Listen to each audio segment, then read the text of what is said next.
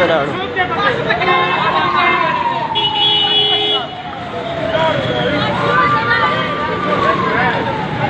ماشوم جوړ څه دی دا باڼه څنګه دغه وې دا دې پروت دی راوړی ابراهیم دا ونه وکړه کچر دی راوړی